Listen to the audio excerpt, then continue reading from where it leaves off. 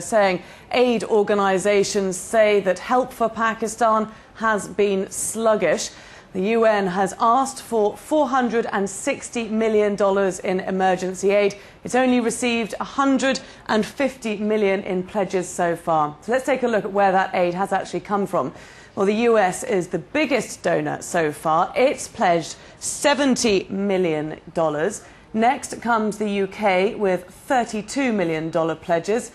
China has pledged $1.5 million, and long-time rival India has pledged $5 million, but the Pakistani government says it's still considering that offer. Well, let's speak a little bit more about this issue of aid, and we're joined by Mosharraf Zaidi. He's an independent analyst on Pakistan, also a policy development advisor, and he joins us now from Islamabad. Thank you very much for taking the time. So we're seeing pledges falling far below what the UN says Pakistan needs. Why is this? I think that the UN system is only one of the instruments through which Pakistan will be receiving money. So, for example, Saudi Arabia back on, I think, August 9th pledged $100 million.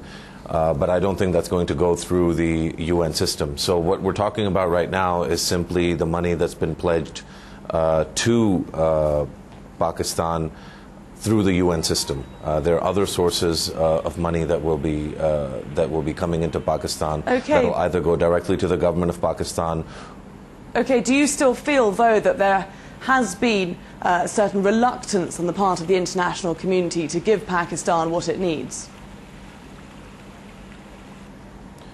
I think, in terms of the governments, like the U.S. government, the British government, other governments around the world that have tried to make, a contribution so far, I think people don't actually know the extent of the disaster. Unlike other disasters, this disaster has had a lifeline now of 18 days, starting on the 28th of July all the way till today. It's a constant, steady drip of, one village after another along the Indus River that keeps getting destroyed. And so getting a hold on how bad this disaster actually is, we're only now beginning to see how deep this problem is.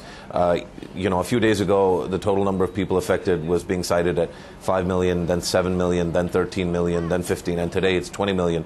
So we're only beginning to get a real sense of how deep and severe this disaster is. And I think as this hits home in different capitals around the world, we'll see a significant ramping up of these pledges and contributions. Okay, let's look at the politics of this for a moment. And some would say that countries are reluctant and organisations are reluctant to give money to the Pakistani government. They fear it's not a transparent process, that the money will disappear and not get to the people who need it. Is that a fair comment?